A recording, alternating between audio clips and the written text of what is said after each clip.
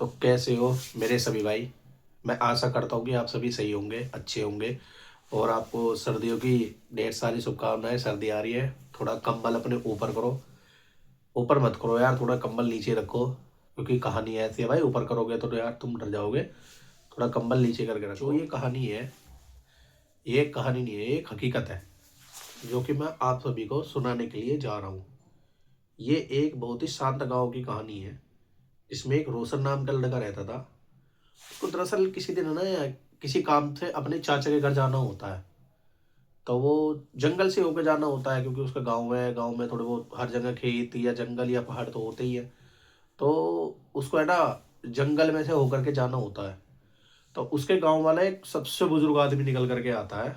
वो कहता है, बेटा तुम अपने चाचा के घर तो जा रहे हो, कुछ काम होगा जब ही जा रहे हो, वरना तुम जाते नहीं हो। मगर जब आप जंगल पार करो तो आप है ना, बिल्कुल भी पीछे मुड़ कर मत देखना। या दोपहर हो या शाम हो या रात हो या कोई भी टाइम हो, आप पीछे मुड़ कर मत देखना। क्योंकि भाई गांव में जंगल में से पार करके जाना ही होता है अपनी साइकिल वैंकिल को लेकर, क्योंकि वहां पे बस वस का गाड़ी का कोई साधन तो है नहीं। तो रोशन कहता है, यार मेरे को इन चीज़ों से फर्क नहीं पड़ता। वो चल देता है। देखो मेरे को इन चीज़ों से कोई परवाह नहीं है, ना मैं इन चीज़ों को मानता हूँ। वो वहां से निकल करके चल देता है, अपनी साइकिल उठाता है और चल देता है। धीरे धीरे से ओले गाने वाने गाता हुआ अपना निकल जाता है। उसको जाते जाते शाम हो जाती है काफी ज्यादा। शाम होते होते धीरे धीरे सर्दियों का टाइम है, ओले ओले से वो ये 5:30-6 बजे ही रात हो जाती है। चाहे वो शहर हो या गांव हो या कुछ भी हो, सर्दी में तो जल्दी देखो भाई, जल्दी हो जाती है रात। तो वो वहां से चल रहा होता है जैसे अपनी साइकिल को लेकर के। तो अब काफी अंधेरा अंधेरा छा गया था वहां पे जंगल के अंदर। तो वो जैसे वहां से निकलता है, सूखे पत्ते पड़े हुए हैं, 2 कदम तो उसकी आवाज आ रही है। और उसकी जो साइकिल है ना, उसके टायरों की आवाज आ रही है बस। और वहां पे कोई आवाज नहीं थी। वो ऐसे अपना मदहोशी में चले जा रहा है, चले जा रहा है। उसको किसी से कोई मतलब ही नहीं था। तो थोड़ी दूर जाने के बाद उसको ऐसा लगता है कि जैसे मेरे कदमों के साथ है ना, 2 कदम और चल रहे हैं उन्हीं सूखे पत्तों पे। तो वो चीज को सुनता है और सोचता है, अरे यार ऐसे कुछ होगा क्यों, मस्ती में था भाई लड़का। वो आगे चल देता है, वो किसी को कुछ नहीं समझता। वो आगे चलने लगता है अपने हंसी मजाक में ऐसे ही। तो वो जो पैरों की उसकी आवाज आ रही थी, वो धीरे धीरे से और ज्यादा तेज आने लग गई, और तेज आने लग गई। तो वो थोड़ा सा, यार होता है इंसान डरता तो है, थोड़ा सा सहम सी गया वो अब हल्का जो धीरे धीरे चल रहा था वो तेज तेज चलने लग गया। चल पैदल ही रहा था और साइकिल हाथ में ले रखी थी। वो चलने लग जाता है। थोड़ी देर के बाद उसको महसूस होता है कि कोई उसके कान के पास आकर के उसको आवाज दे रहा है बहुत धीरे से, कि रोशन यहीं रुक जाओ, आगे मत जाओ। तो रोशन एकदम सोचने लगता है कि यार ये हो क्या रहा है मेरे साथ। वो तेज तेज तेज तेज चलने लगा। वो भी उतनी तेज कदम बढ़ा रहा है जितना ये तेज कदम बढ़ा रहा था उधर से। तो वो कहता है, रोशन मत जाओ, तुम यहीं रुक जाओ। तो वो एकदम रुक गया। फिर वो उसको गांव वालों की बात याद आई कि उन्होंने मेरे को बोला था कि कभी भी पीछे मुड़ के मत देखना जब इस जंगल के रास्ते जा रहे हो। उस बुजुर्ग की उसको बात याद आई। उसने पहले तो पीछे मुड़ करके नहीं देखा। उसने भी आत्म जो थी, उसने बहुत कोशिश करी इसको पीछे मुड़वाने की, लेकिन ये पीछे बिल्कुल भी, जब ये पीछे नहीं मुड़ा तो होता ये है कि जो बुजुर्ग की ये बात सुन के रोशन आया था, बिल्कुल सेम उसी की आवाज धीरे से इसके कानों के पास आती कि रोशन मैंने तुम्हें बोला था आगे मत जाओ, पीछे आ जाओ।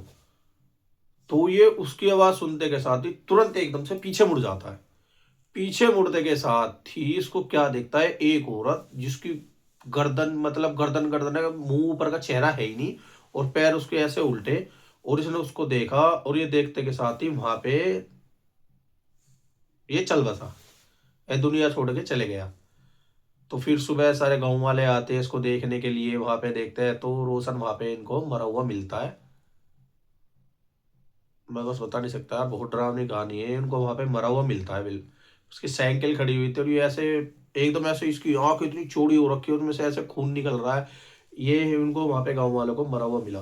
तो जैसे वापस लेकर आए, वो बुजुर्ग आदमी देख करके कह रहा, मैंने इसको बोला था कि पीछे मुड़ के नहीं देखना। इसने फिर भी पीछे मुड़ के देखा। यहाँ पे बहुत ऐसे हादसे हो चुके हैं, इसने फिर भी पीछे मुड़ करके देखा। तो अब गांव वालों के अंदर पहले तो हल्की फुल्की बातचीत थी, अब तो गांव वालों के अंदर बिल्कुल ही ये वाली बात ऐसी हो गई, ऐसी हो गई कि मतलब अब जंगल की साइड जाना ही नहीं है कोई, कितना भी फोर्स करे कितना भी ना करे।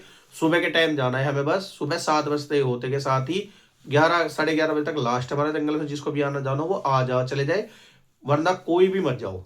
इतनी दहशत बैठ गई थी उस गांव के अंदर, इतनी ज्यादा, जिसे कहता ना बहुत ज्यादा अलग लेवल की, वो वाला उनके अंदर डर। तो ये सब रोशन के घर वालों को पता चलता है। रोशन की एक बहन है जिसका नाम है नेहा, उसको ये सब बताया जाता है कि तुम्हारे भाई की रहस्यमय तरीके से मौत हो गई है। तो वो पढ़ाई कर रही थी, वो पढ़ाई छोड़ करके वापस आई, उसने अपने भाई का हाल देखा है, ऐसा कि एकदम जैसे उसको बहुत ज्यादा सदमा लगा हो। तो ये सब गांव वाले से कहने लगी, क्योंकि पढ़ी लिखी लड़की थी वो भी, वो कहने लगी कि ये मेरा भाई ऐसा हादसा कभी अपने साथ कर ही नहीं सकता, ये क्या हुआ है क्या नहीं हुआ है, मैं मेरे को ये सारी जानकारी चाहिए। तो सब गांव वालों ने उसको बहुत रोका कि तू वहां पे मत जा, ऐसे मत जा, रहने दे, बहुत ज्यादा दिक्कत है, जो तेरे भाई के साथ हुआ है हम नहीं चाहते तेरे साथ भी ऐसा कुछ हो। उसके घर वालों ने भी बहुत रोका, लेकिन वो भाई नहीं मानती। तो वो भाई बहन का प्यार है, उसको पता तो कर देती कि मेरे भाई के साथ ऐसा हुआ है क्या नहीं। वो भी चल देती है जंगल की साइड ही। उसको फिर वही बुजुर्ग आदमी कहता है कि बस बेटा मेरी बात मान ले, तेरे भाई ने भी नहीं मानी थी, मत जा।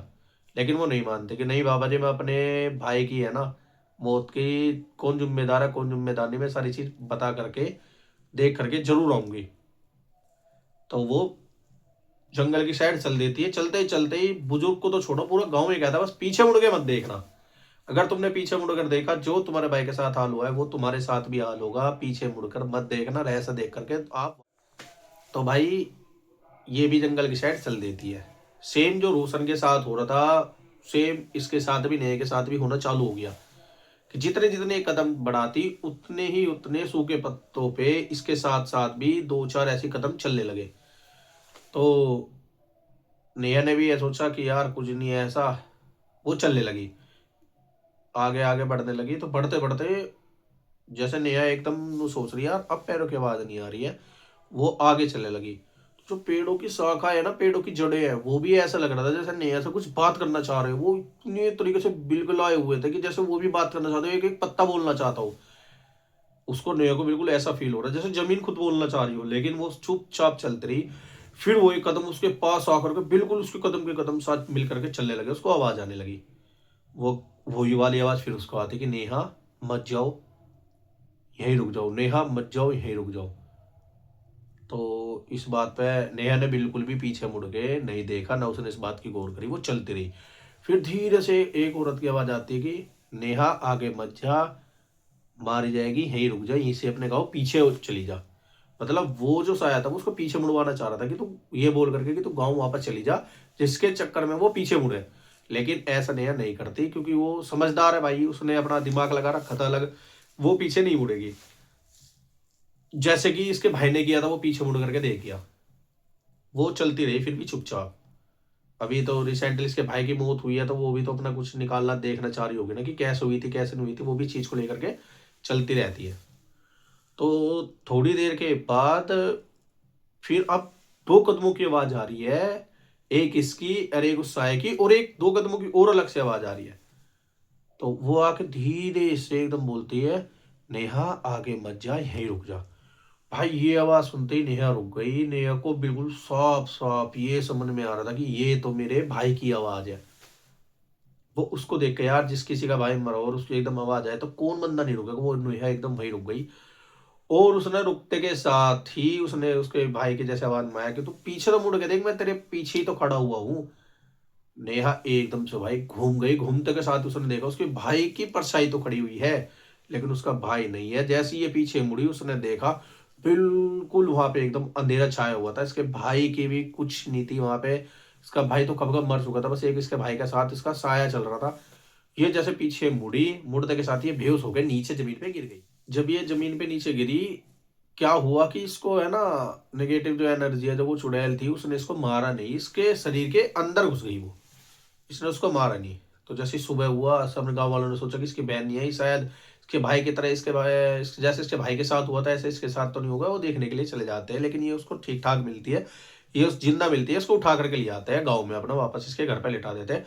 लेकिन नेहा इस टाइम नेहा तो नहीं थी, नेहा के अंदर ही और कुछ चीज थी। मतलब जैसे मेरी आंखें देख रहे हो ना, काली है यहाँ पे, सफेद है यहाँ पे, ये सारी चीज दिख रही है, लेकिन उसका ऐसा कुछ भी नहीं था। जैसे मेरे ब्लैक है ना, उसको पूरी आंखें ऐसे काली काली हो रखी। सभी चीज को देख करके उसे घर पे ही छोड़ के चले गए। थोड़ी बहुत देर के बाद एक पंडित जी आते हैं, उसने कहा ये नेहा का खाली शरीर है, लेकिन के शरीर के अंदर जो है ना वो बहुत गलत चीज है, अब इसको ऐसे ही अकेला रहने दो। तो सब गाँव वालों ने उसको ऐसे ही छोड़ दिया। नेहा अपने आप ही आपस में कुछ बात करे, ऐसे दीवारों पे ऐसे नखुन मार मार के, ऐसे खुरच खुरच के उसको दीवार को खराब करने में लगी पड़ी है। कभी इधर से नोच रही है, कभी उधर से नोच रही है, ये सारी चीजें खराब करने लगी पड़ी है। तो जो उसके अंदर साया था ना, वो सब कुछ करवा रहा था। तो नेहा ने जब देखा, मैं अपने मेरे ही शरीर के अंदर एक जगह पे तो साया मैं बन के बैठी हुई हूँ, और एक बन के और बैठा हुआ है जो कि उसका बिल्कुल भाई है। तो ये आपस में एकदम जैसे मिलते होता है ना, जैसे साय के शरीर के अंदर साया घुस जाता, हमारी आत्मा कहाँ जाती है, हमारी आत्मा घोर अंधेरे में जाती है, जहाँ पे ये बैठी हुई थी उसका भाई बैठा हुआ था। ये आपस में मिलते हैं। उसमें मिलने के बाद ये एक दूसरे को देख कर रोते वोते हैं, जो भी करते हैं। करने के बाद ये कहते हैं यहाँ से बाहर निकलने का उपाय क्या है। इसका भाई कहता है यहाँ से बाहर जाने का केवल एक ही रास्ता है, अगर जो तुम इससे घबराओगी नहीं तो बाहर निकल पाओगी। तो वो कहते हैं घबराओगे नहीं मतलब कैसे, नुको अगर तुम आगे के रास्ते में नहीं डरे तो ये जरूर तुम्हें यहाँ से बाहर निकालेंगे, वरना नहीं।